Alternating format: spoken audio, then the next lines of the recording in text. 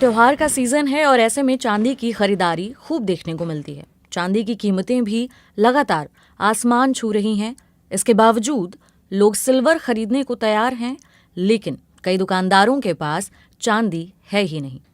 आखिर भारत के सर्राफा बाजार में चांदी की शॉर्टेज की वजह क्या है?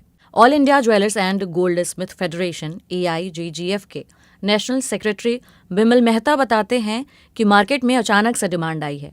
चांदी के सिक्कों, बार और सिल्लियों की मांग आ रही है। लोग पैसे लेकर घूम रहे हैं, लेकिन उन्हें चांदी नहीं मिल रही। मार्केट में इस समय चांदी 30,000 रुपए तक के प्रीमियम पर बिक रही है। इसके बाद भी कस्टमर खरीदने को तैयार बैठे हैं, बावजूद इसके उन्हें चांदी नहीं मिल पा रही है। दरअसल फेस्टिव सीजन की खरीदारी हो या निवेश, दोनों ही लिहाज से निवेशक सोने को ज्यादा पसंद करते थे। लेकिन गोल्ड की कीमतों में आई हालिया रिकॉर्ड तेजी के बाद फिलहाल गोल्ड तो आम आदमी की पहुंच से बाहर नजर आ रहा है। ऐसे में चांदी की कीमतों में उछाल निवेशकों को अपनी ओर खींच रहा है।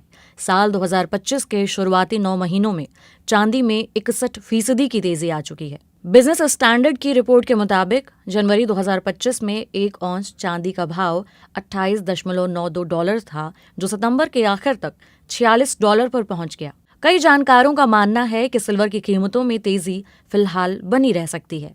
शायद यही वजह है कि निवेश के लिहाज से चांदी की मांग बढ़ी है और मार्केट में चांदी की शॉर्टेज महसूस हो रही है। SMC ग्लोबल सिक्योरिटीज लिमिटेड में कमोडिटी रिसर्च हेड वंदना भारती बताती हैं कि चांदी अब ज्वेलरी, बर्तन, सिक्कों जैसी चीजों के अलावा कई इंडस्ट्रियल चीजों में भी इस्तेमाल हो रही है, लिहाजा इसकी मांग पहले से बढ़ी है। All India jewellers and gold Smith federation यानी AIGGF के national general secretary Nitin Kedia ने बताया कि दुनिया भर के रिजर्व बैंक अपने पास गोल्ड, सिल्वर का रिजर्व बढ़ा रहे हैं। टैरिफ वॉर और दुनिया में तनाव की वजह से चांदी सुरक्षित निवेश के तौर पर भी देखी जा रही है। भारत अपनी चांदी की जरूरतें आयात से पूरी करता है। नितिन केडिया ने बताया कि चांदी की कीमतें बढ़ रही थीं, इसलिए ज्यादा मांग आने की उम्मीद नहीं थी, लिहाजा ज्यादा स्टॉक भी नहीं रखा गया। रॉयटर्स की एक रिपोर्ट के मुताबिक साल 2025 के शुरुआती 8 महीनों में चांदी का आयात 42% घटकर 3,302 टन पर आ गया था। नितिन केडिया बताते हैं कि चांदी ने जैसे ही 1 लाख रुपए प्रति किलो का आंकड़ा पार किया, डिमांड में ऐसी तेजी आई जिसकी किसी को उम्मीद नहीं थी। बाजार में पहले से जो चांदी उपलब्ध है, उसी की खरीद बिक्री हो सकती है।